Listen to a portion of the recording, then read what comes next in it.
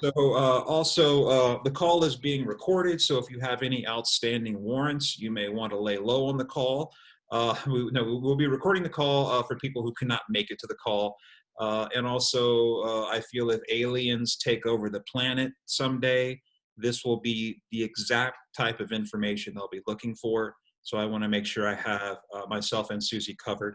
All right, for those of you who don't know me, my name is Richard Wilkinson. I am a real estate agent with Compass here in Los Angeles. I'm also the lead agent and CEO of the Wilkinson Properties Group. I've been working with people in LA for over a decade, helping them buy and sell and invest in property. And you're probably asking yourself, what is a real estate agent doing hosting a talk like this? Well, three reasons. I find people endlessly fascinating. I love to learn new things, and I have three kids. So the ability to help them learn to communicate in a better fashion is something I'm always interested in. And so without further ado, our guest today is Susan North, but I call her Susie. So if you hear me call her Susie, it's not that I'm being in any way disrespectful to Susan. No. I know her as Susie. Susie has a degree in early childhood education from UC Berkeley. She's a master teacher. She's been trained in mediation and facilitation through the LA City Attorney's Office Dispute Resolution Program, Ken Cloke Center for Dispute Resolution. Susie has just released a book entitled The Opposite of Combat, A Parent's Guide to Teaching Siblings How to Collaborate and Solve Their Own Conflicts. So, Susie, first off, you're going to teach my kids how to collaborate and solve their own conflicts. So I'm assuming this book is a science fiction book. That's my genre. So what would you say sort of the overarching theme? Just tell us about the book a little bit. Are there any overarching themes in the book? Let's just shove it off. Yeah, there are. A lot of times when I do workshops with parents, I ask, what drives you crazy about your kids' conflict? What is the biggest problem? And of course, they talk about the inconvenience. It's always at the wrong time, and the noise, and just the commotion of it, and the upsetting nature of it. They also talk about the excess drama that sometimes accompanies kids coming to you with a problem. They each come to you and they're screaming, "Oh, Dad, Mom, fix this."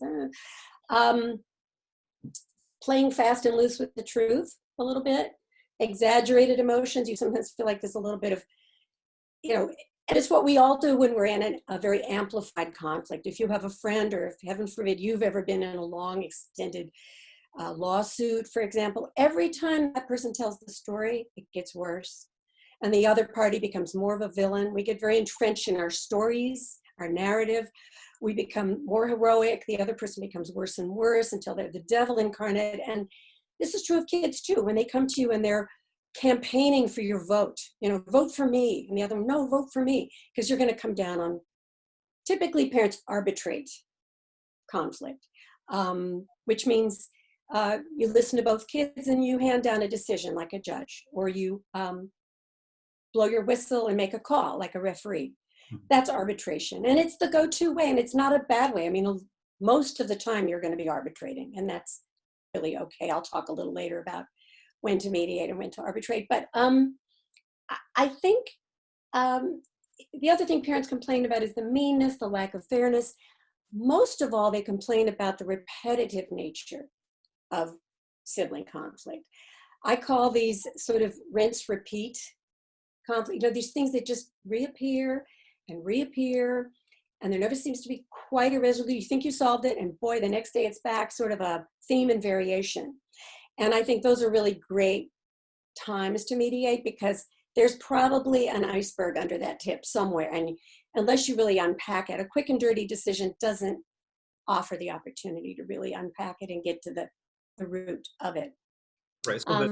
So Susie, so like the Legos can be, it's something else behind. It's like the question behind the question. Like right. Legos is a greater situation that needs to be sort of. Mediators often say it's not about the money. Mm-hmm. And sometimes it's really about something as simple as an apology, and you watch the money just go off the table because the person was actually feeling aggrieved and insulted, and You know, it wasn't about the money. The money was fronting for some, or the demand for money was fronting for a deeper conflict, a deeper grievance. Right. You know, I often joke that there's only two disputes in the whole world. There's, you called me a poopy head and you took my stuff. And that's really what people fight about at all ages. All ages. Yeah. Respect and property. And property could be money or, you know, whatever. But that's what people fight about. They fight about respect and property, and sometimes both at the same time. Susie, And in the sandbox, it's true in the boardroom, it's true everywhere. yeah. And we've spoken, obviously. I've known you for a long time, and we spoke recently as we got ready for this. And you know, I work in a business that is many times wrought with conflict.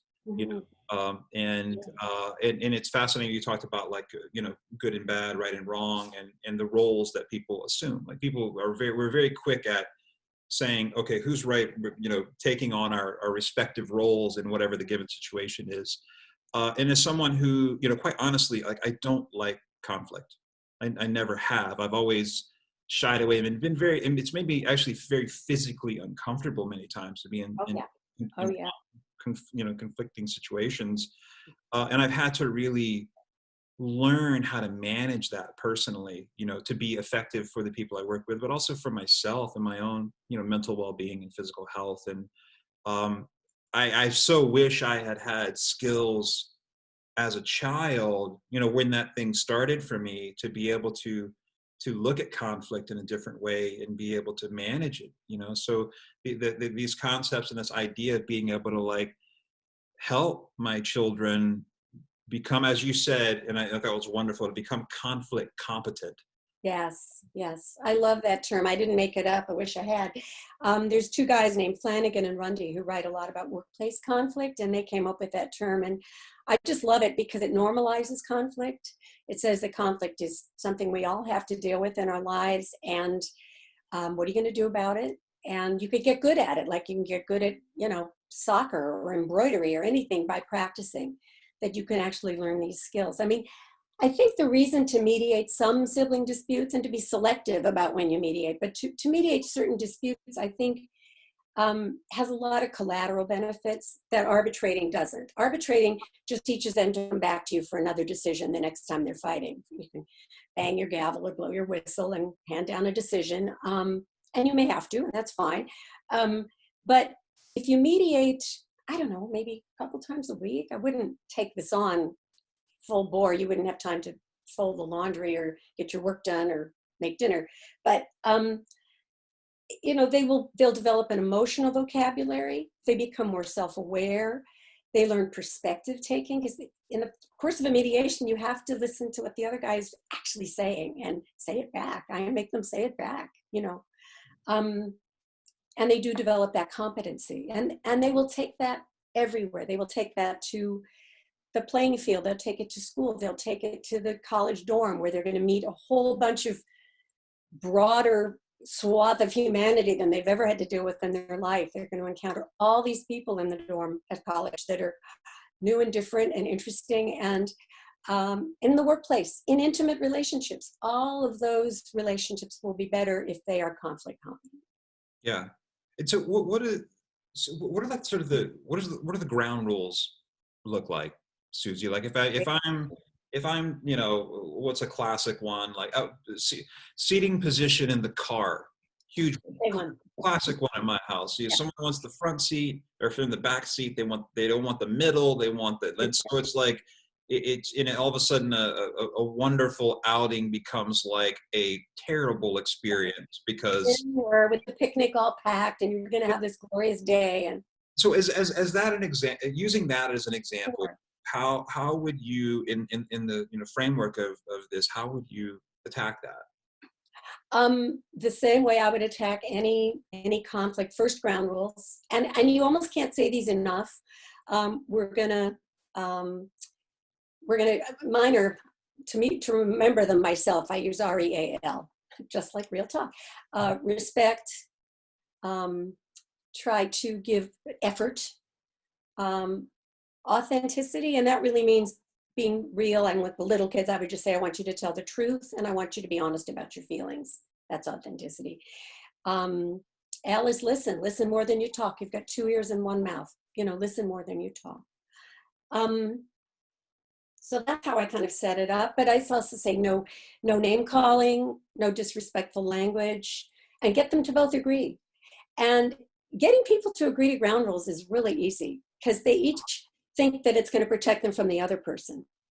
They don't realize that they're going to go off the rails too. And frequently in the middle of a mediation, you have to say, excuse me, we agreed to not call names. Can you say that another way? I mean, this is with great big grown-ups sometimes, You just have to bring them back to the ground rules, no yelling, no interrupting.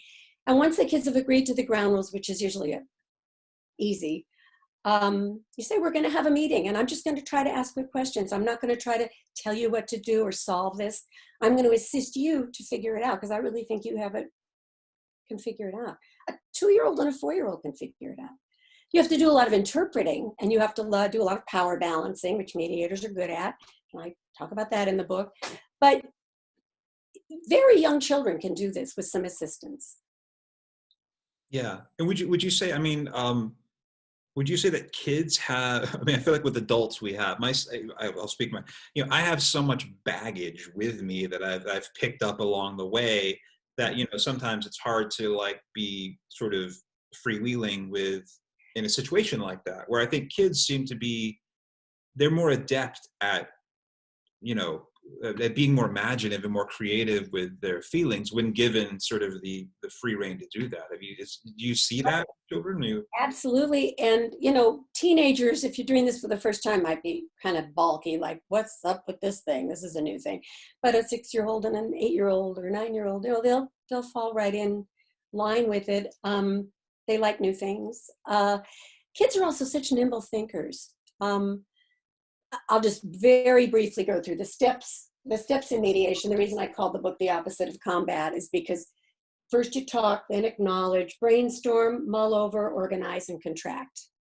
I didn't make up the steps to mediation. That's, been in place for eons, but I wanted to make it a really easy mnemonic for people who are just kind of learning the tools of mediation. It's like a little roadmap that keeps you kind of on the track. I unpack this in sort of short form in my website, squabblefest.com, which has a blog attached to it. And then the book itself, it's greater detail, not only the tools of mediation and the collateral benefits, but also I go into scenarios. I have a dozen scenarios so that you can sort of see how this would play out with a 3-year-old and a 7-year-old or a 15-year-old and a 17-year-old and this kind of thing. So we're outside the car. Okay. Everyone's not happy. Right. But we gotta go, And so what do I do? I go ground rules first and I go, hey, look, you're me. What do I say to Beatrice, Dylan, and Langston in that moment? I think if it was in the moment and we were late for something, not a picnic, but like the dentist or something, I would say, you know what? Right now, I'm just going to tell you what I want you to do because we're in a hurry and I don't have time to fiddle around. But, tomorrow's Sunday and we could sit at breakfast and really figure this out because I am so sick of the whole who sits where situation. And I would love to have a meeting with the 3 of you and we'll work it out, make a final plan, how it's going to go. And you guys are going to be in charge of it. So right then I would say, Langston, sit in the front. Someone says, and arbitrate now, mediate later. That's okay. That's an okay model. That's setting up the mediation for a time when everybody's calmed down a little bit because it's a perennial. It's a perfect thing to mediate because it's one of those rinse, repeat. Oh, when are we going to be through this thing? Deciding whether to mediate is an interesting question. And as I said, I would only do it a few times a week. You don't want to squander your time. I think I would first look at, do I have the time right now and the bandwidth? Ask yourself, am I tired? Am I grouchy? Am I, if so, postpone, arbitrate now, mediate later. I would look at that question of, is this a rinse repeat situation? Because that really makes me want to mediate. If it's something that's it is definitely recurring theme and variation. The other really important thing to ask yourself is, do I care about the outcome? If you care about the outcome, this probably isn't a good thing to mediate. What you're probably sensing is, this really has to do with values I want to impart, which kind of falls into this giant discipline. And by discipline, I don't mean, just limits and consequences. I mean, what is your code? What is your family belief system and code? What is your code of ethics? How do you want people to grow up? How do you want them to behave in the world? So if it falls under discipline, then step up. You're the parents. You need to instill those values. So if something's telling you, I really care how this turns out, I'm vested, then by all means, parent away. That's your time to step up. If you don't care about the outcome, let's say it's two little kids, they've been to a birthday party, they each got a goodie bag, it had a trinket in it. So there was some time in the misty past, there were two little purple trucks in your house because there was one in each goodie bag. Now there's one purple truck, of course. And they're each absolutely convinced that it's theirs, right? And they're just beside themselves because it's my purple truck. No, it's my purple truck. In that situation, you might be thinking, oh, for the love of God, it's just a purple truck. Who cares? It's going to be broken by this afternoon. It's going to be in the trash. Why are we doing this? I would say that's actually a great time to mediate. The stakes are very low. You don't care. You don't have a dog in the fight. You're completely neutral. So disregard scale and just focus on the process. Because in the process, even if it's just about a tiny little purple truck, they will learn so much. They will learn all those collateral. They'll be expressing themselves. They'll be trying to take the perspective of the other kid, which is very hard for a young kid to say, you were insulted when I called you that name. I understand that you were insulted when I called you that. That's active listening. That's a big lift for a young child. And so using the purple truck example, like how would you, what does that look like? I would do it just like I would do it with the cards. Like, how do you feel about the situation? What are your wants and needs? Talk to each kid about what they want. And then have the other, now with the three kids in the car, it's the 3-ring circus. So A has to listen to B and C. B has to listen to A and C. It's a little trickier, as you know. But I would just unpack it the way I do. First you talk and you acknowledge. Each person talks and each person says what they heard. And you kind of work on that until they actually nail it, because it's really hard for kids to perspective take. Very hard. So you make sure they're getting it. And then they brainstorm. And this is the point where when they've really talked and really listened, in every mediation, this is kind of the place where the steam stops coming out of people's ears because they really feel heard. They finally heard the other person say what they're feeling. And that is kind of a magical time because with kids, they're realizing, oh my gosh, I can calm my opponent by just saying what they said. I didn't give in. I didn't give up. I'm not backing down. I'm just saying what they said. Right? I'm just sort of repeating. It's active listening. It's just, wow, you were really discouraged when I said that about your doll, or you were really, really frustrated and angry when I knocked over your tower. That sends a huge message to a kid of feeling heard. Now they've all been heard. They've all talked. They've all listened, and they start to calm down. And this is the brainstorming phase where it's freewheeling. Nobody can complain about another person's idea yet. We're just going to throw ideas at the wall, lots of ideas. Kids are very nimble thinkers. They can take the front end of one idea and hook it on the back idea of, this is really creative. And it's sort of you and me against the problem instead of you and me against each other. Yeah. This might be a point in a mediation where instead of having the kids opposite each other at the table so they can't hurt each other, I might say, why don't you come around to the same side of the table and we'll draw this map of your room. And they'll both be, it's actually, if they're arguing about the car, they're making a picture of the car or a picture of their room, a map, and they're both drawing on it. They're collaborating. They're collaborating on a solution. It's very creative and it's very collaborative, the brainstorming and then the mulling over. I didn't like your idea about such and such because this, oh, well, how about if then they start moving things around for solutions. Meanwhile, you're organizing or writing it down or helping them. That's the organization phase where you sort of clear it up and ask all the what if questions. This is the party pooper mediation role where you have to say, well, how's that going to work when this happens? Or how, what about if sort of goof proofing the arrangement? Kids and adults in mediation tend to be very much like horses going back to the barn when they feel like a solution is at hand. They want to rush. They want to go out and have lunch and celebrate. They're really glad it's. They want to go out and play. And you sort of have to say, whoa, what happens when it's Tuesday nights and grandma's here? So you're goof proofing it. Mm-hmm. You're thinking about all the what ifs. You want it to be durable. You want it to be doable. That's the organizing phase. And the final phase is the contract. It could be writing something and putting it on the fridge, or just promising, I won't call you poopy head and you won't take stuff out of my room. It could be just a promise, a heartfelt promise. Yeah. Yeah. No, it's when we were talking, Susie, I was like, my goodness, how do you at the beginning, I was like, how do you live your life doing this, And then we talked about how it's selective. Very selective.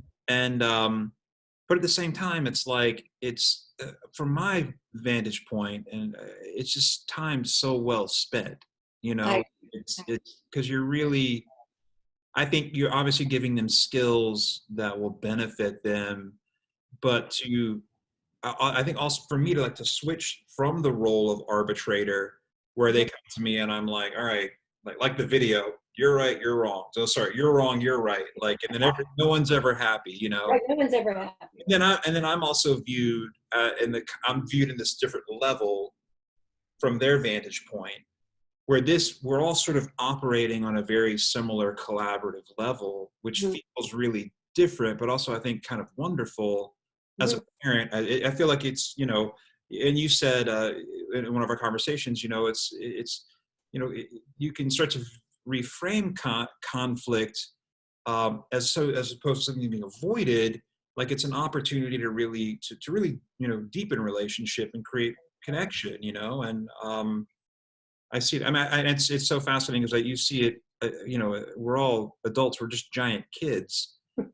I just the other day, I was at a, because now we're all clustered together. There is no buffer, and my wife and I were just going.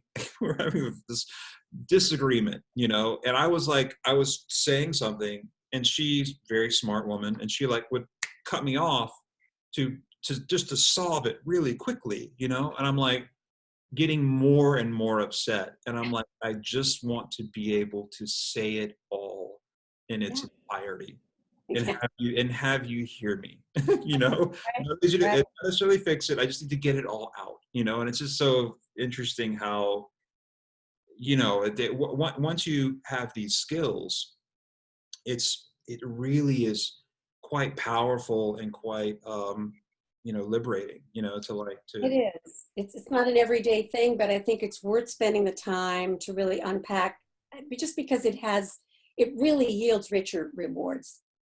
Constantly arbitrating just trains kids to come back to you to arbitrate, so they're no further along than they were when they showed up. If you're sort of passing along these skills, negotiation skills, listening, active listening, perspective taking, if you're training them, and it is training, to do all of these things through mediation, you're kind of weaning them from needing you.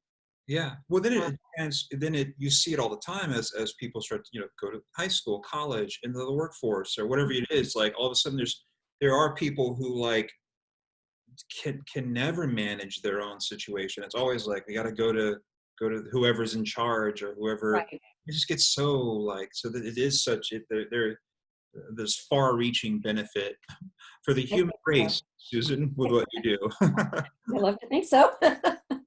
Great. Yeah. And have you seen, obviously, I kind of mentioned here that, my wife and I were having this disagreement the other day, and, because we've been in the house for 2 months now almost, and with very little sort of going away, right. Sheltering in place, and, and I see with my kids, no one's not affected by this, obviously adults are affected in a certain way and in different aspects of their life, but I can say that my children are all affected in some way by this. And Mhm. don't necessarily have the skills to be like, I'm feeling a bit sensitive about the situation. I feel like it shows up. What are you sort of seeing with the people that you work with in light of, a global pandemic and sheltering in place? Well, I guess in terms of being cooped up at home without the buffers you spoke of, I mean, you know, mommies and daddies used to not have to spend the whole day together. They had a few precious hours together each day. Uh, Parents and kids had all sorts of shock absorbers between them, you know, teaching, school. Your kid went off to school and then you had your time to do your work. Siblings had space from each other. And now, as you say, that's all those shock absorbers and buffers have been removed. So conflict is pretty inevitable. But I sort of feel like, well, then now's a really great time to learn this skill because there you are. I mean, now more than ever, right? It sounds corny to say now more than ever, but it is such an opportunity when you're cooped up with time on your hands and maybe somewhat increased opportunities for conflict. That's also more opportunity for relationship building and trust building. And the thing is, if I'm fighting with my brother and I grab the truck and run up a tree and he can't get me, I'm up in the tree. I got the truck. I got the prize. Now I'm bored stiff sitting in a tree and I don't have anybody to play with. Right? Yeah. So I got the truck at the expense of the relationship. Through mediation, figuring it out, problem solving, maybe we could both have sort of some of the truck and someone to play with. I mean, right now, siblings are the only playmates that each other has. So it's a really good time to practice these skills so that they can work on their relationship and make the best of a really challenging and crummy situation. It is an opportunity, I That's, think. Lauren, do any questions coming in that we should address? Yes. So I have several questions here. The first I have, so Susie, how do you deal with younger kids like 5 and 2 who are constantly fighting for the solo attention of their parents, and you can't always separate them, Right. You can't. And yes, and a lot of squabbling is really just bidding for that attention. And I think if I really believed that was going on, I would say so. I think you sort of have to call your kids on their stuff sometimes and say, it really feels like you're just having this fight to get my attention because I have to pay some bills right now. And I told you I was going to go in to my office and pay some bills, and I'm going to pay some bills. It just seems to me like you guys are bored and you're squabbling just to make me stop doing what I've got to do. And just hand it over to them and say, is that what's going on? And kids are usually, they'll cop to it. They'll go, yeah. Okay. As far as working with a 2-year-old and a 5-year-old who are having conflict, I would, if you feel like it's really heated and there's something really going on, you're going to have to help the 2-year-old a lot with the words. That's power balancing. Power balancing could be a 2-year-old who's super persistent and a 5-year-old who's kind of like, whatever, a giver upper, a giver inner, anything to keep the peace. It might be that the 2-year-old wields a lot more power in the relationship than the 5-year-old. It isn't just an older kid, younger kid thing. It's temperament. It's a lot of things. But power balancing is really important when you mediate for 2 kids who are very developmentally different. What was the second part of the question? I think there was something I missed. So because how do you the solo attention, because you can't always separate them. So I think you covered it. So Richard, we have another question. Oh, go ahead, Susie. I would just add one thing is that separate from the mediation and separate from the squabble, I would take note of the fact that they are both desperate for some time with me. So I would make appointments with them. This is going to be just my time with, Jethro, and this is just going to be my time with Allison. And it's sacrosanct, and we're going to do whatever they want. It's not a time to teach or mold or shape or push or pull or manipulate. It's just a time to hang out with the kid and do whatever they want. If they want you to read to them, great. If they want you to play Legos with them or go for a little walk with them, whatever, child-led time. It could be as crummy as 20 minutes, but it's theirs and they know they have it. Awesome. So kind of going off of that, how do you properly power balance? That's a question that just came in. It has to do with a lot of things. It has to do with language. I might say, first to the younger one, you look really angry. Is that what you're feeling? Are you angry? And the 2-year-old might go, you know, and then I'd say to the older one, how are you feeling? And then he'd say, I'm mad. Oh, interesting. You're both having the same feeling. That's really interesting. I always spotlight that. If they're having the same emotion, that's already a little bit of a, you know, it's shared ground. We're both really mad. So that puts us kind of in the same zone. It's not a great thing for everybody to be mad, but it's something. It's also kind of a softener when parties in a mediation realize that they're both experiencing the same feeling of maybe being disrespected or frustrated or angry or any of these kind of mean, awful emotions. It's a warmer upper, oddly, to have that shared thing. So I would definitely look for common ground, even though one is 5 and one is 2, and they're very developmentally different. I would help the 2-year-old with language a lot, because they don't have the language of a 5-year-old. Probably. They might, but they probably don't.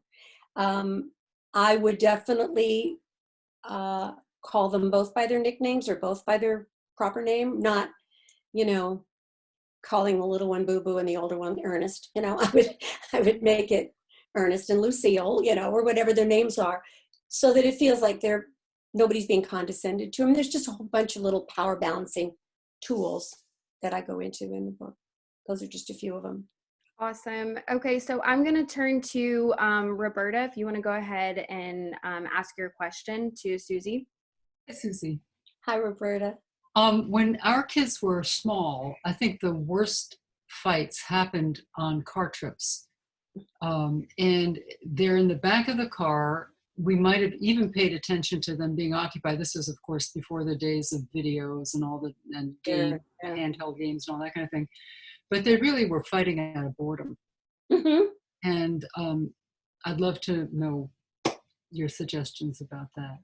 Well, I think that was the same one. Thank you. Great question. I mean, I think that may rhyme with the situation where you're trying to pay your bills and the kids are just squabbling to sort of send up a flare, you know, and maybe I'd have that conversation first. You guys sound really bored.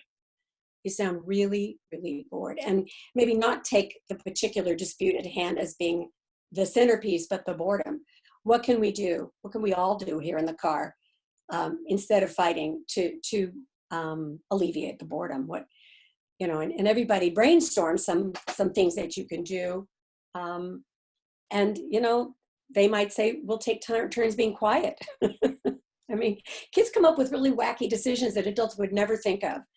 Sometimes I'm astounded by the solutions that kids come to, but, you know, as I said, if I have no dog in the fight and they can solve it their way, but I would call them on it. I would definitely call them on it. Thank you.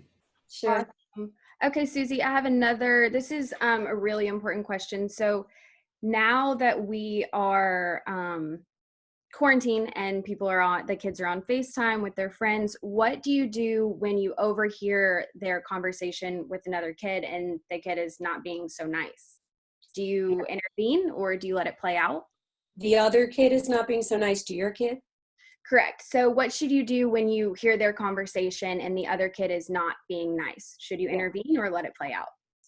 Well, my first wish, and it's just a wish, is that every school had a peer mediation program, because that would be a wonderful place to take sort of cyberbullying to kids at school who care about the well-being of their peers and who are trained. I train a bunch of kids at a high school, and they do handle some of those kinds of things very skillfully, and they speak the language and they're casual about it, and they come to really great agreements. So that's just, I'm setting that aside as my wish. But in the lack of something like that, I'd have a conversation with my kid afterwards. And I said, you know, I did hear something. How did you feel about what she said? And I would, you know, there's such a thing as mediation, conflict coaching, where you're not neutral. You're sort of coaching someone whose corner you're in about a conflict. If I were coaching a friend or a colleague through a conflict, if they then wanted to mediate with that person, I would not be the mediator because I'm already non-neutral. I'm in their corner. I'm coaching them. So if you are a conflict coach, you want to hand it off to a different mediator. That's just an ethics thing. But inside the family, I might, coach my daughter about this conversation with the other kid and what do you want to do and so forth and so on. It's just an exploratory conversation, maybe sharing some tools. Nobody wants to see their kid taken advantage of. And that kid may need a little extra encouragement to stand their ground with somebody who's being, let's face it, abusive, because if they take it and take it and take it, that colors future relationships. You want, even a shy, sort of reticent child needs to learn to stand up for herself or himself. Got it. Okay, awesome. So Susie, how can you apply your teachings and your method to as an adult when you have a boss who has more power than you do and perhaps isn't interested in collaborating, In good companies, big companies, they usually have a trained mediator in their HR department who can power balance, because that would be really important since it's, employee-employer kind of unbalanced relationship. Unfortunately, a lot of companies don't. People can go to free services that some cities offer help with mediation. There's a lot of mediation organizations where volunteers will help them iron out a difficulty. It's tricky. I mean, it's tricky saying to your boss, I think we have a conflict. I think we need to work this out. Can we, a great boss would say, well, let's hire a mediator, But there are resources out there in the community for people who need to mediate workplace conflict when the resources don't exist inside the company, either because it's not yet enlightened enough to have a mediation focused HR department, or because it's too tiny to have an HR department. Okay, I have one more just quick important question, then Richard, I'll throw it back over to you. Susie, how do you so how many specific skills do you include in your process, if that makes sense, if you could consolidate it, I guess? Yeah, I mean, the book begins pretty much with the steps in mediation. I kind of break down each of the steps so that it's a roadmap. Then I give scenarios so that you're able to see what they look like in real life. I mean, each mediation is different than every other. Some of them are short, some are longer, some involve 3 kids, some involve 2 kids, some don't go anywhere. I included one that just fizzles, because that's life. Sometimes you start a mediation and you got nothing, and it just ends. It's like, okay, nice try, kids, thanks. I have one that gets postponed because one kid stomps out. All the different possible scenarios that I could come up with. I talk then about collateral benefits of mediation as I see them. And then there's a big section at the back called relationship talk, which is really just about habits of conversation, habits of relationship, how we talk to each other. I talk about using shame as a teacher, because it's a really lousy teacher, so I put quotes around shame as a teacher. I talk about forced apology, which is still very commonplace. I talk about viewpoints on sharing toys, sharing materials, how people view sharing. And that's pretty much the last chapter, which is just relationship talk. It's more general because so much relationship talk is used in mediation that I think just sort of amplifying those skills will help parents to be better mediators. Yeah. Sure. I feel like it's so much is empathy and acknowledgement. Absolutely. Like Empathy. I know that through like I said, I'm in a business that is rich, can be very rich with conflict, and I have found that I feel many people, in this with kids, like if you ignore something, it doesn't go away, like it festers. But if you name it, it diffuses it, So if I'm like, you seem very angry, and you seem very committed to this, or you seem, even with the kids or with clients or whatever I'm dealing with, like once you acknowledge that and they go, Yeah, that's right. Hmm. All of a sudden it's like the air goes out of the room Yeah. and then start to, because it's like that. It's almost like when you have a tantruming child, right? Like they're everywhere, and it's like if you just sort of hold them and reassure them, they can then sort of relax.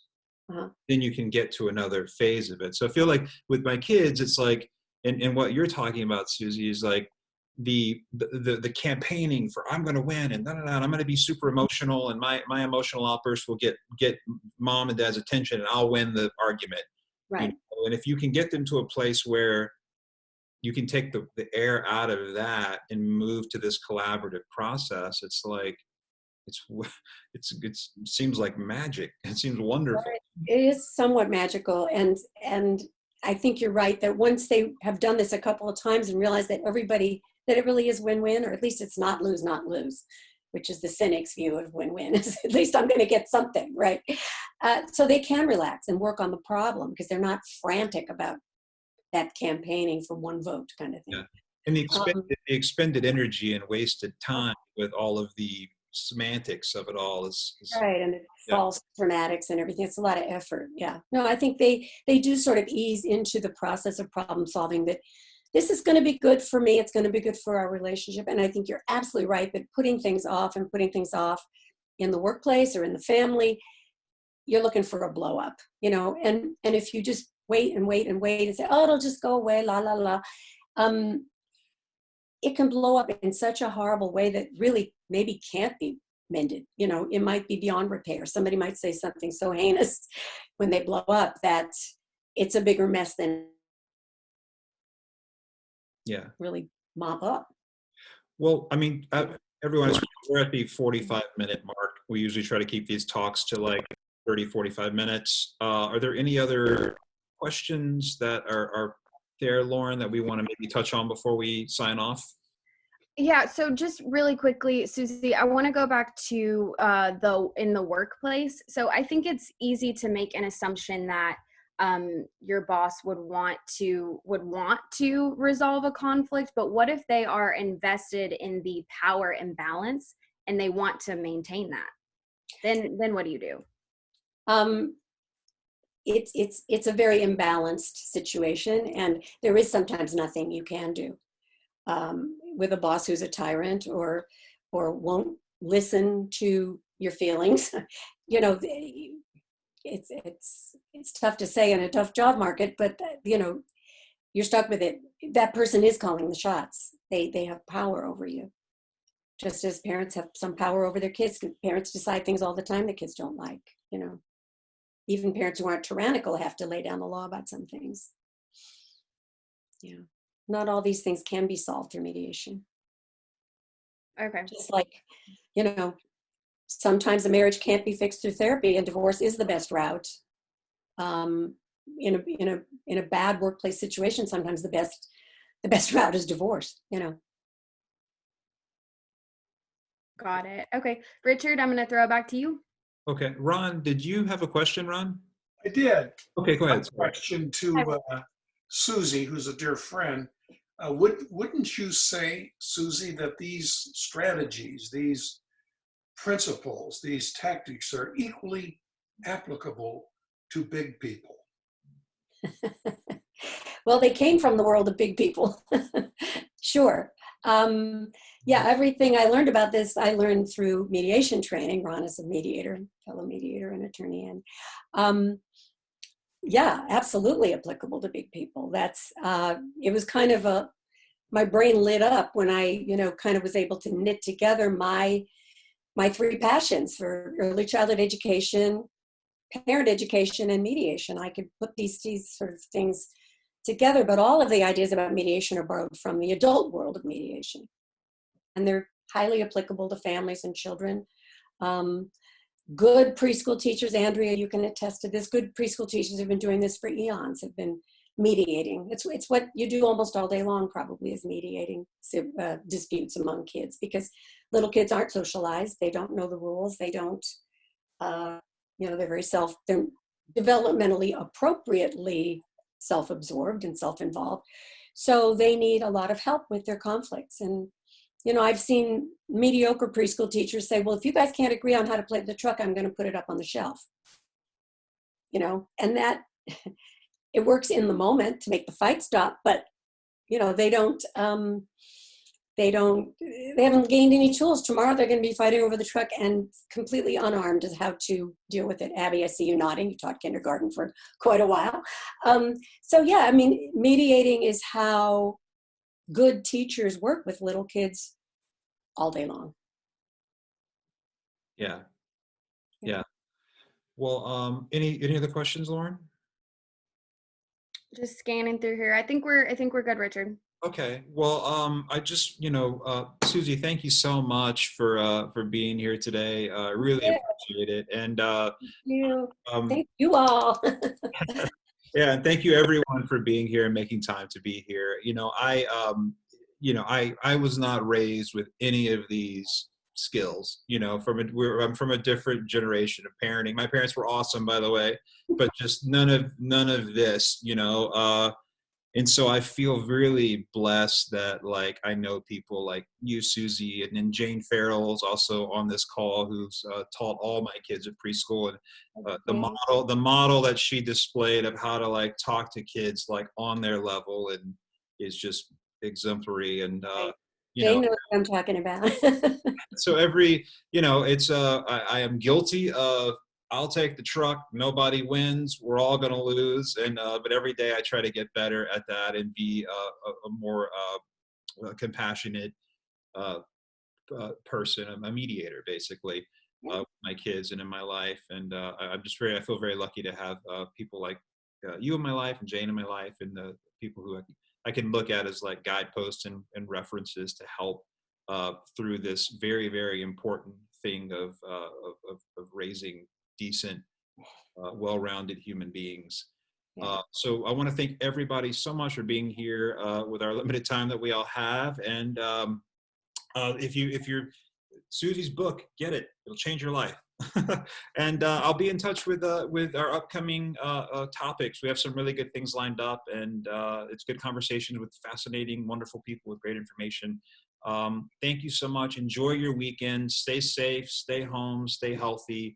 And I hope to see everybody on the other side of this. We'll have a big party, and we'll all hug each other really close. And Thank you for having me, Richard and Lauren. I really appreciate this opportunity. Very welcome. Thank you, guys. Thank you so much. Have a wonderful weekend. Thank you all for coming. Bye-bye. Bye.